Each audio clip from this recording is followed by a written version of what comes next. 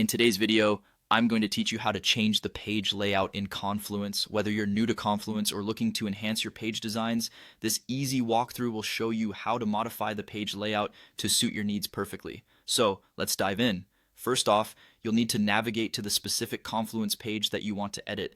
This is the starting point for making any changes to your page. Once you're on the page, look just next to the title and you'll see a set of horizontal three dots. These are your options for additional settings. Clicking on these dots will open a drop-down menu. From here, go ahead and select Edit. This action will open the page in the editing mode, allowing you to make the necessary changes. Now that you're in the editing view, direct your attention to the editor toolbar at the top.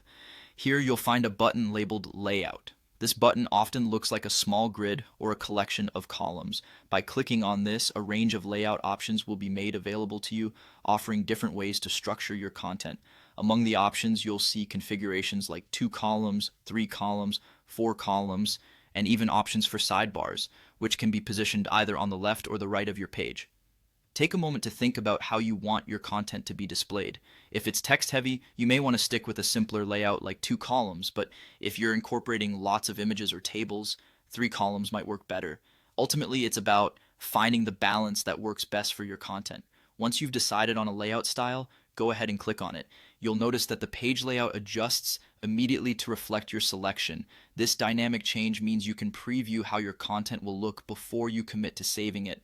With your layout chosen, you can now start adding content to each section of your page. Click inside the columns to enter text, insert images, or add macros and tables. This is your canvas, so feel free to tailor it to your content needs. Finally, after you're satisfied with how everything looks, don't forget to click Publish. This step is crucial as it saves your updated layout so that any changes you've made will be visible to others who view your page. And that's the process. With these steps, you can easily alter the page layout in Confluence, making your documents not only more functional, but visually appealing too. Happy editing?